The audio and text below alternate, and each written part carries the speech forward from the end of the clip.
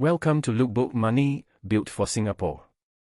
Today, exactly how much CPF you should have at 30, 40, 50, and 60.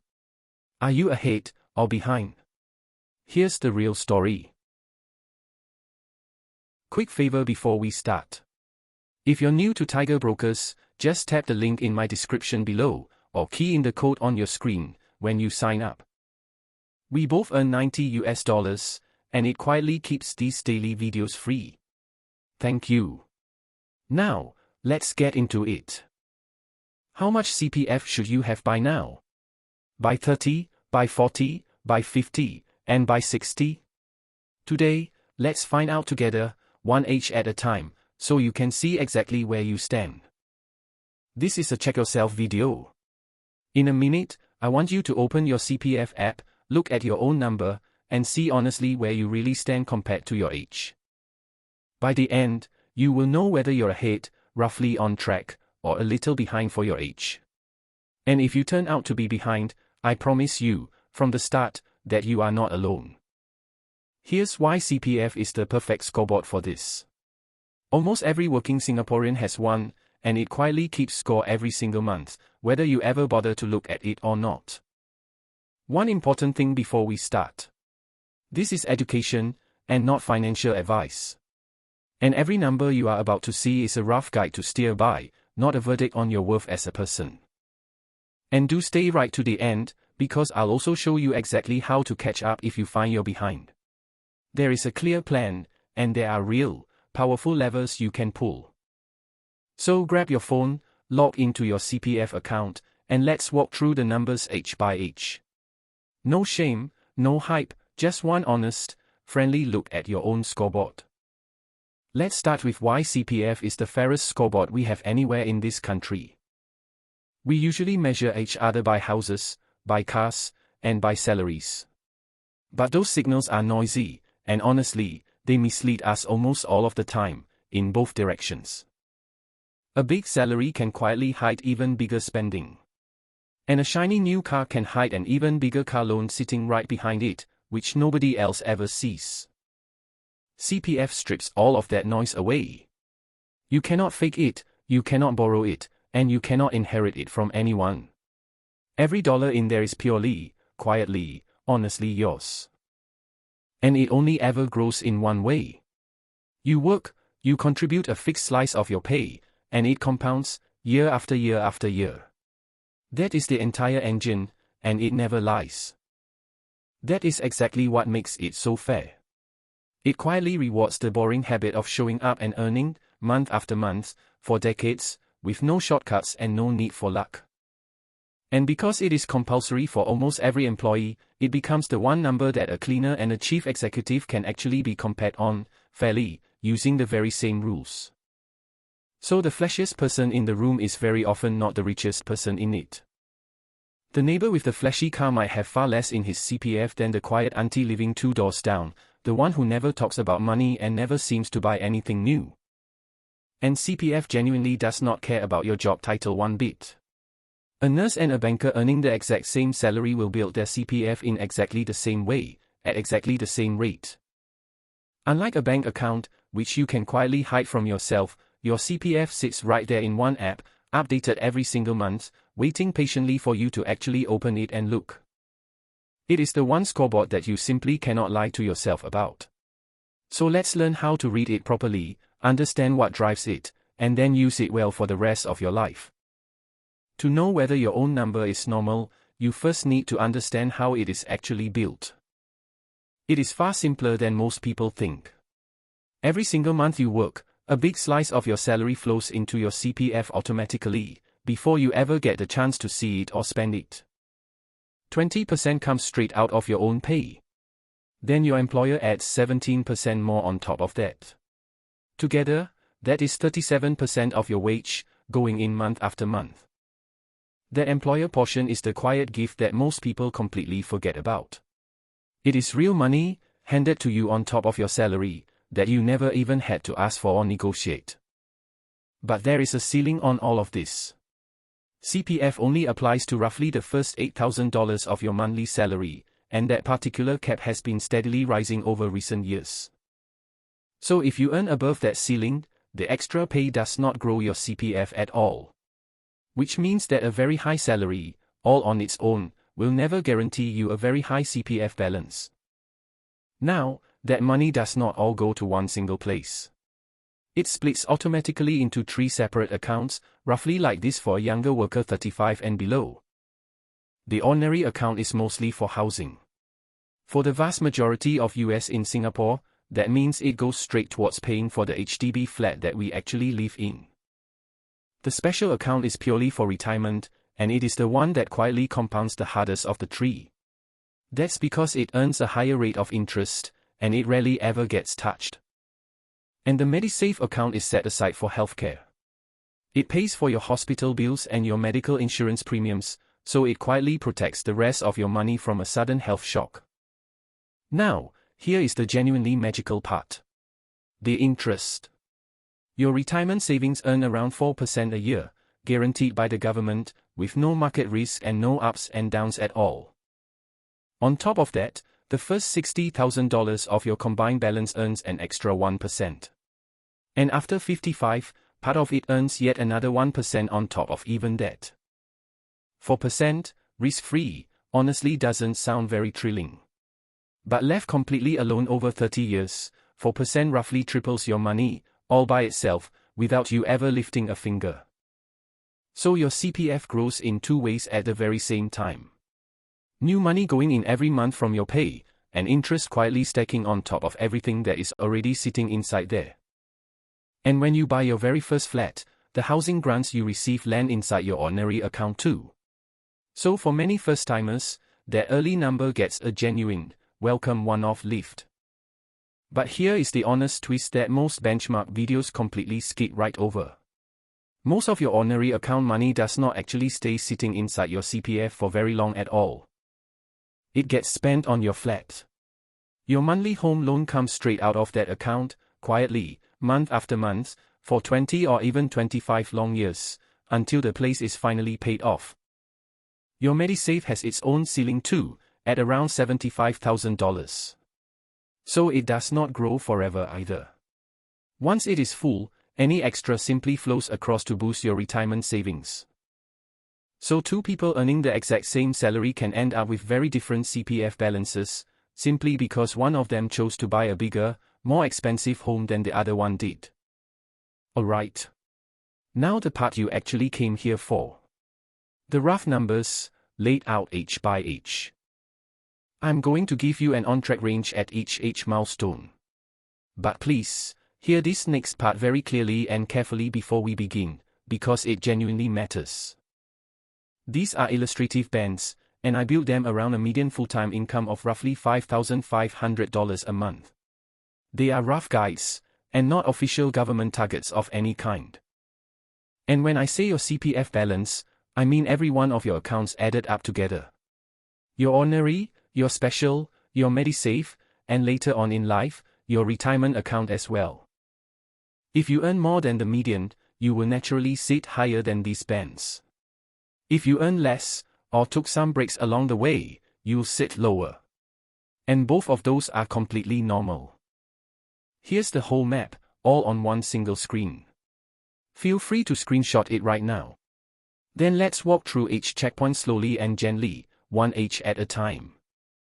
Let's start right at the very beginning of the climb, at age 25. If you are around 25, you have probably only been working for 2 or 3 years so far, and your salary is very likely still finding its feet and slowly climbing. A rough, on-track range for your total CPF here is around $20,000 to $45,000. And remember, that is everything across all of your accounts, added up together. If that sounds like a small number to you, then good, it absolutely should. This is only the very first little foothold on what is going to be a long, slow, and deeply rewarding climb. And most of your money at this age is probably still sitting quietly in your ordinary account, because you haven't bought a flat yet. So the balance looks simple, and that is exactly how it should be. At this age, the exact figure barely matters at all. What genuinely matters, far more than any number, is simply that money is going in every month, and that the lifelong habit has properly begun. And the dollars you put in right now have the longest possible runway to compound. A single dollar saved at 25 works far, far harder for you than a dollar saved at 45 ever could. Ahead at 25 looks like $60,000 or more, and it usually comes from a higher starting salary in a well-paid field. There is nothing more mysterious to it than that. Behind looks like under 20,000. And often that is from studying longer, from national service, or from simply starting a little later than others. None of that is any kind of failure at all. So at 25, please do not chase the number itself. Just make absolutely sure the habit has started. Because once it has, almost everything else you want quietly follows on its own, over time. By 30, the whole picture starts to get a great deal more interesting. Salaries have usually grown a fair bit by now, and so has the balance right alongside them. This is the age where your CPF finally starts to feel real, and genuinely worth watching closely. A rough on-track range at 30 is around $60,000 to $120,000 in total CPF, once you add up every one of your accounts together.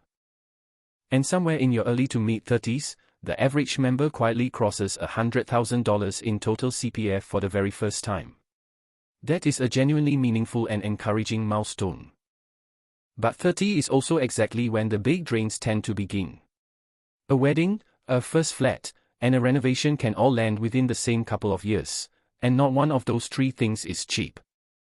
When you buy your HDB flat, a chunk of your ordinary account goes straight towards the down payment. And from that point on, the monthly home loan starts quietly eating into every inflow. So please do not be shocked if your ordinary account suddenly drops after you buy. That money did not disappear anywhere. It quietly became your home, which is a real, valuable, and lasting asset. Ahead at 30 looks like 140,000 or more. Behind looks like under 50,000. That is a genuinely wide spread, and it is completely and utterly normal at this age. If you find yourself behind here, the usual reason is simply a later start, or a lower paid one. And the very good news is that you still have 3 or 4 full decades left in which to catch up. Honestly, 30 is the real sweet spot of the whole journey. You finally have enough income to save seriously, and you still have more than enough time left for that saving to compound hugely. By 35, the engine underneath your CPF really starts to warm up properly. Careers are usually shifting into a much higher gear by now, and the balance starts to move faster than your salary alone could ever fully explain on its own. A rough on-track range at 35 is around $110,000 to $200,000 in total CPF, across all of your accounts combined. Notice the jump up from the 30 figure. A lot of that increase is compounding, finally starting to do some real work now, and not just the money that you yourself are putting in each month. This is very often the busiest and the most expensive decade of your entire life. Young children, a mortgage, maybe a car, and it can feel like absolutely everything demands money all at once. So it's completely normal to feel a bit broke at 35, even on a perfectly decent salary. Between the flat and the CPF deductions, a big part of your pay is quietly working somewhere out of sight. Your ordinary account may well look quite thin, because the flat is steadily eating it every month. That is completely fine. Just go and look at your special account instead, and take some comfort there. The special account is the quiet hero of this whole story. It cannot be touched for housing at all, so it simply sits there and keeps compounding away at 4% a year, no matter what. Ahead at 35 is around 230,000. Behind is under 90,000, and that is often because of a career break, or a whole family living carefully on just one income. And if one parent stepped back from work to raise the children, the family got richer in a way that CPF simply cannot ever measure. So please, do not let the ad make you feel bad about that choice. 40 is the big mental milestone. This is the age where people suddenly start doing the maths. Retirement quietly stops feeling like something far off in the distance, and then almost overnight, that CPF number gets your full and serious and slightly nervous attention. A rough on-track range at 40 is around $170,000 to $290,000 in total CPF. These are usually your peak earning years, the highest paid stretch of your whole working life. Which means this is exactly the moment when the balance can grow at its very fastest, if you let it. A really good question to ask yourself right now is this one. Am I on pace to hit the full retirement sum by 55? For most people, that particular target is a bit over $200,000. If your special and ordinary accounts together are already sitting near $200,000 at 40, then you are genuinely in great shape, and you can afford to relax about it just a little. A quick example. Someone earning around the median, who saves steadily from 25, tends to land right inside this band. A later starter lands below it. And honestly, both of those are perfectly fine.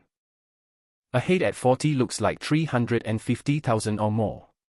Behind looks like under $130,000. And either way, remember, there is still plenty of good runway left ahead. 40 is also the last decade in which fresh contributions still get a full 15 years to compound, before you turn 55 and the whole thing gets reorganized for retirement.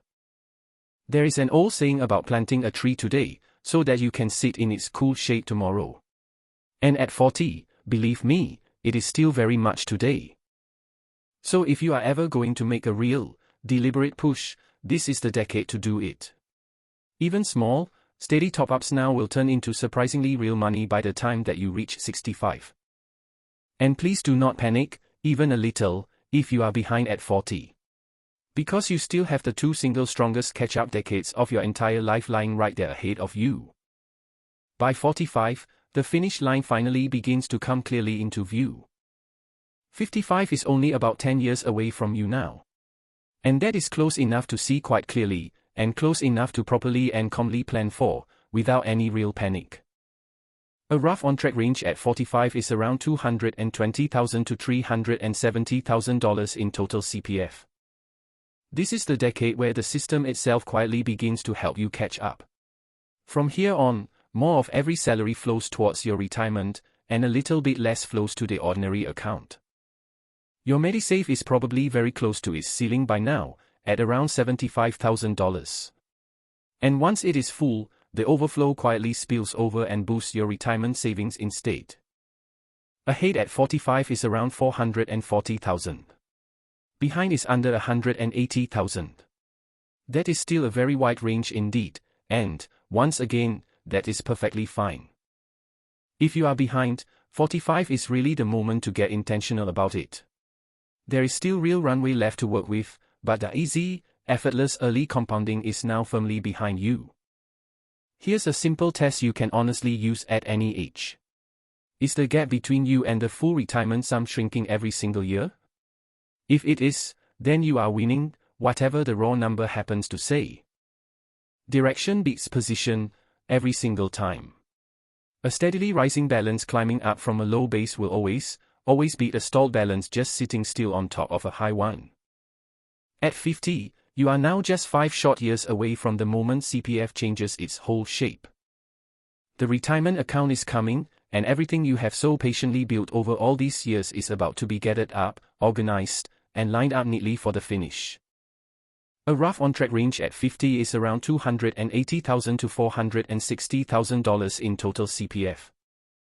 This is when a great many Singaporeans finally sit down and look seriously at their CPF for the very first time. And they usually end up feeling either quietly relieved, or just a little bit scared. If you are already comfortably above the full retirement sum, you can start aiming higher, at what is called the enhanced retirement sum, in order to build yourself an even bigger pension later on. Ahead at 50 looks like $550,000 or more. Behind looks like under $230,000. And even right here, at 50, there is still genuine time to act. If you're behind at 50, please don't despair, but do act. The next 5 years of top-ups will still earn that same guaranteed 4%, or more, which is honestly a wonderful and safe return. 50 is also close to your last easy window to move money from your ordinary account into your special account, since that transfer only works before 55. So it is genuinely worth planning it now. And many people have finally finished paying off their flat by around this age.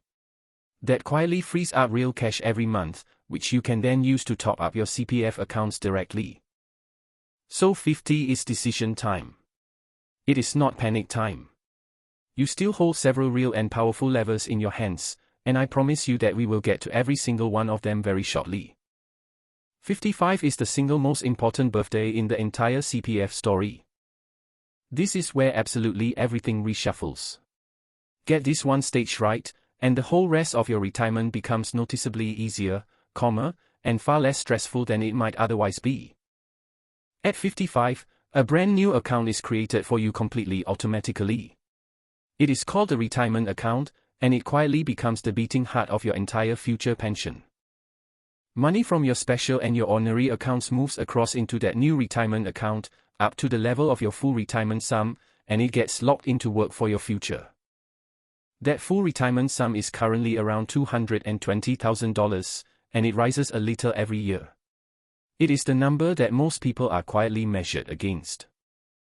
A rough on-track total at 55 is around $330,000 to $560,000, once you carefully add every single account together. Now, here is the genuinely good news at 55.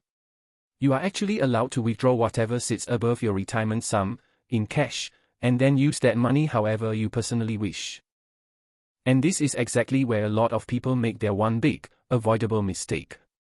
They withdraw that whole lump of money simply because they suddenly can, and not because they actually need it. But money that you leave sitting quietly inside keeps earning 4%, plus up to 2% extra on the first $30,000, all completely guaranteed. That kind of safe, steady return is incredibly hard to match anywhere. So unless you genuinely and truly need the cash for something specific and important, leaving it right there where it is, untouched, is very often the quietly smarter and wiser move to make. Being behind at 55 simply means you are below the full retirement sum. If that is you, you can still choose to set aside the lower basic retirement sum instead, especially if you own your own home. Whatever amount you do set aside then becomes a monthly income for the rest of your natural life, through CPF Life. And that lifelong, unshakable payout is the real prize at the very end of all of this. Those payouts themselves can start from 65, and you get to choose between plans later on, including one that quietly rises over time to help you keep pace with the cost of living. By 60, the heart-building work is mostly done. Now it is all about protecting what you have. This is the positioning stage of the whole journey.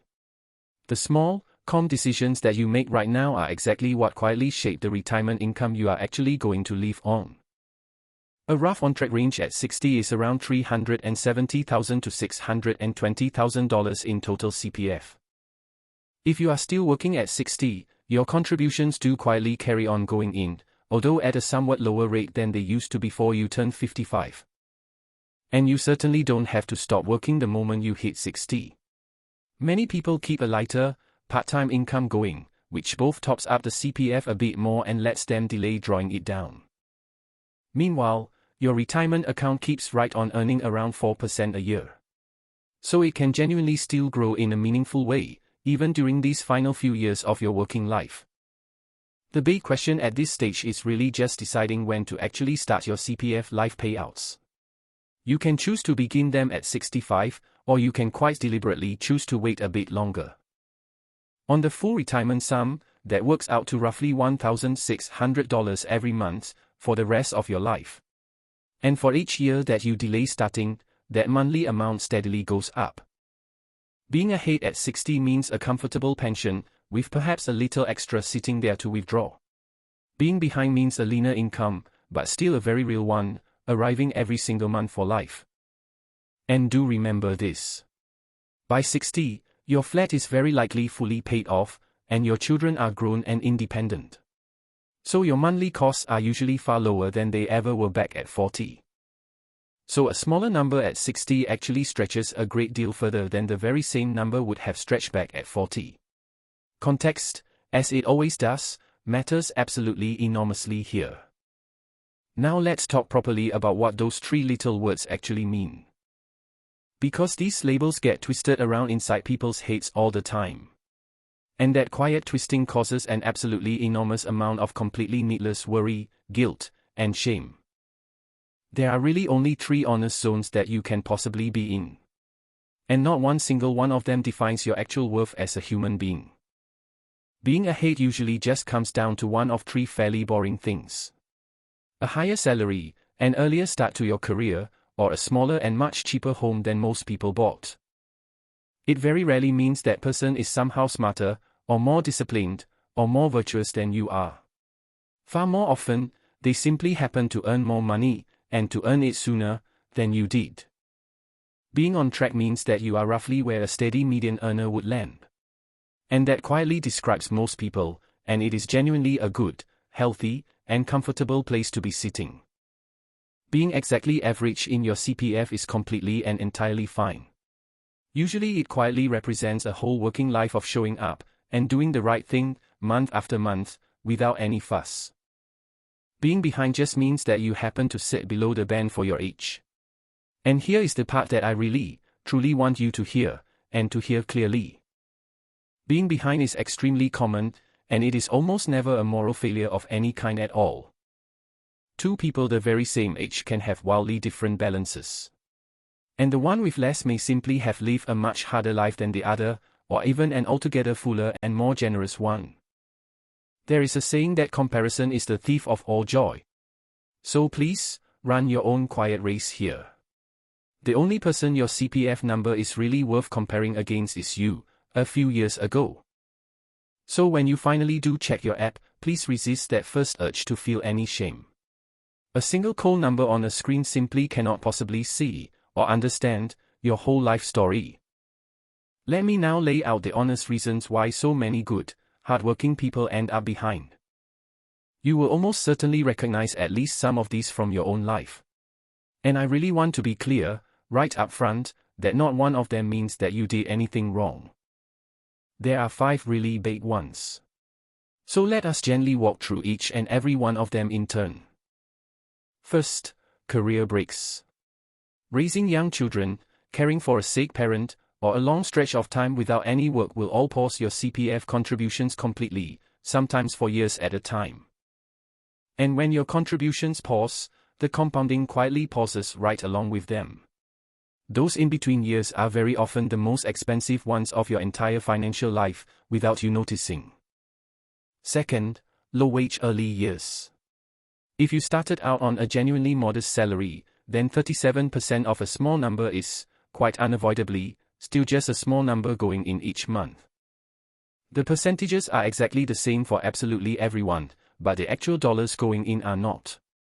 Lower earners simply build more slowly, through no fault whatsoever of their own.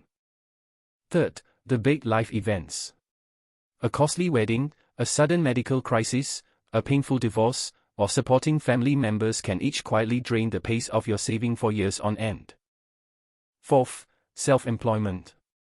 If you drive, or sell, or freelance, or run your own little stall, then only your MediSave contribution is actually made compulsory for you under the current rules. So your retirement savings can very easily and very quietly fall behind. It is not any kind of flaw in you at all. The automatic pipeline that ordinary employees enjoy is simply not switched on for you. And fifth, simply starting late. More years of study, a late career switch, or moving here to Singapore in midlife will all naturally shorten the runway that you have left to build upon. Notice that almost none of these 5 reasons have anything at all to do with being lazy or foolish. Every single one of them is really just about life being uneven and unpredictable for all of us. And Singapore's own median wage has climbed a great deal over the past few decades. So older Singaporeans quietly build their entire CPF on far smaller salaries than a young worker earns today. And here is a comforting thing. Even the group that feels behind, if they simply keep contributing, very often still reaches the basic retirement sum, which itself funds a real and reliable monthly income. So if you are behind, your very first job is not guilt. It is simply to understand exactly why, and then to turn around and look forward. Which is precisely and exactly what we are going to do next. Now here is the genuinely hopeful part. CPF gives you real, powerful levers you can use to catch up. These levers are powerful, they are completely proven, and the strange thing is that most people simply never reach out and pull a single one of them in their entire working lives. So let us walk carefully through the 5 levers that you can actually reach out and start using today. Lever number 1, and the strongest of them all by far, is the retirement sum topping up scheme. It simply lets you deliberately add extra money into your own retirement pot whenever you choose. You put a bit of extra cash into your own retirement savings, and it immediately starts earning that very same 4%, or even a touch more, all completely guaranteed by the government. And here is the part that makes it even better. Those top-ups reduce your income tax. You can claim tax relief on up to $8,000 a year, just for topping up your own account. And then up to another $8,000 again, for topping up your parents, or your spouse. That can add right up to as much as $16,000 of tax relief, every single year. This relief only helps if you actually pay income tax, and it sits inside your overall personal relief cap, so check your own situation. So in one clean move, you help your own future self, you help your parents, and you also pay a little less tax today. Honestly, very few money moves in all of Singapore are ever quite that clean. There is one important word of caution though. Topping up is very much a one-way door. That cash gets locked away for retirement, so please only ever top up money that you are quite sure you won't need. Lever number 2 is transferring money from your ordinary account across into your special account, while you are still under the age of 55 and are still allowed to do it. Your ordinary account earns 2.5%. Your special account earns a full 4%. So the transfer simply shifts that money over to the higher, faster growing rate of interest.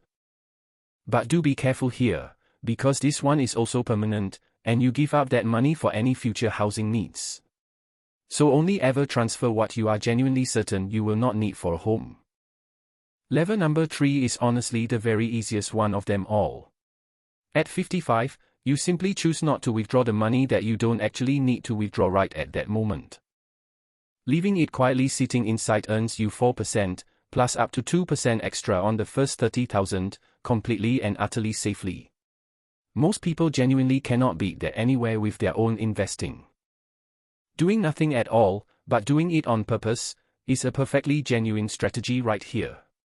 Sometimes the laziest lever in the whole toolbox quietly turns out to be one of the very best ones of all. Lever number 4 is specifically for the self-employed among you. You are completely free to make voluntary contributions into your own CPF, at any time, and in whatever amount you choose to. You can top up your Medisave for useful tax deduction, or you can contribute right across all 3 of your accounts, to deliberately rebuild the very momentum that employees quietly get for free. And lever number 5 is the biggest one of them all, and yet, somehow, it is the very least talked about. It is really just this, plain and simple. Earn more. CPF is always a fixed percentage of your income. So if you can raise the income itself, then every future contribution automatically grows right along with it, for the entire rest of your career.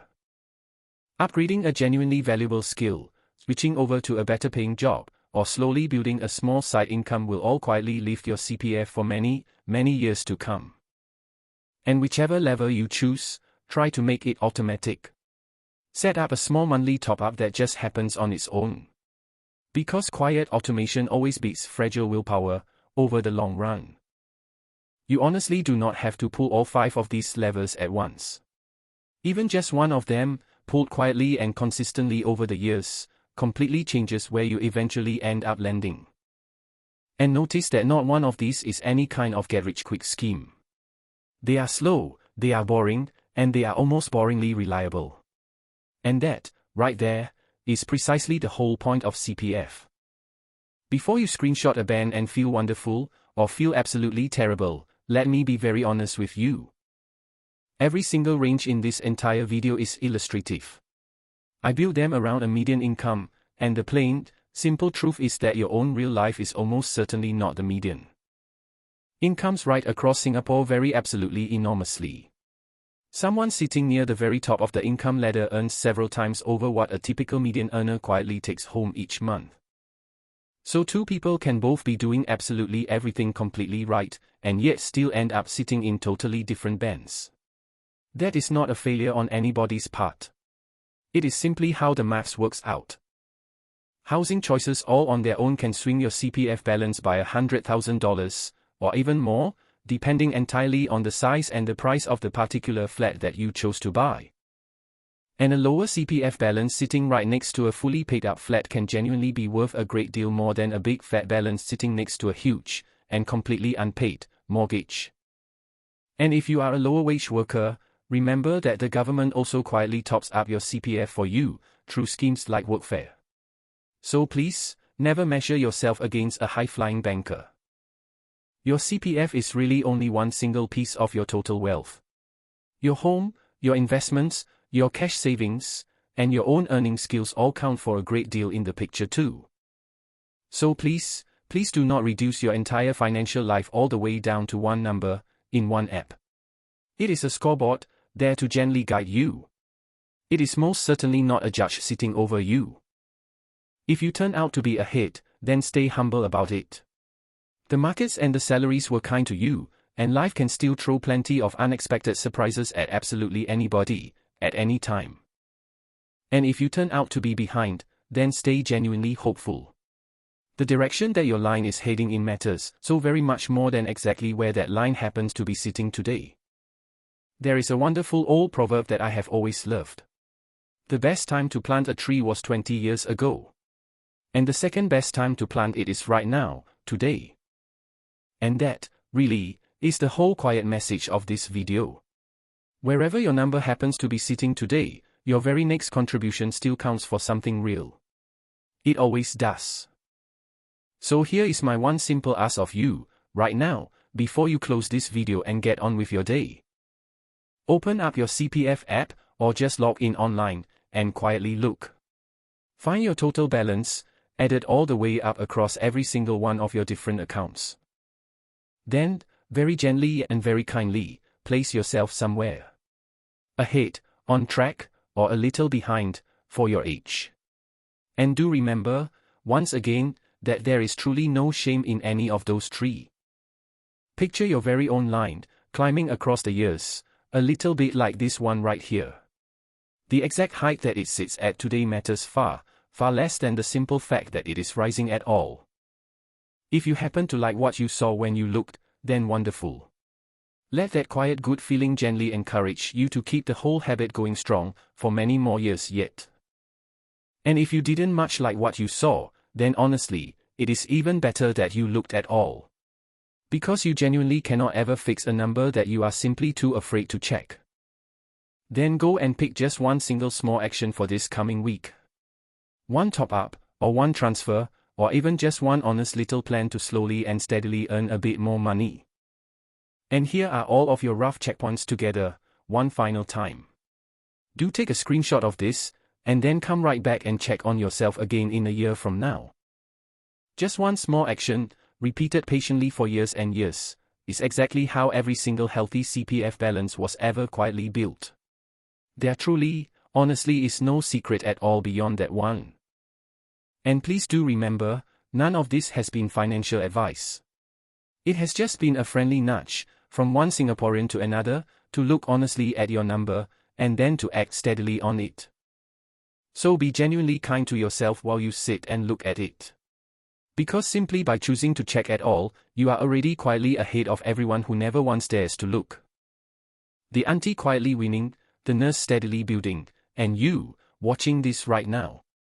You are all doing the exact same simple, powerful, unglamorous thing. You are simply not stopping. So if this helped you at all today, please share it with someone who could use the very same gentle nudge. And then go and check your CPF. Your future self is watching the exact same scoreboard. Thanks for watching. If this made building wealth in Singapore a little clearer, give it a like and subscribe to Lukebook so you don't miss the next episode. See you in the next one.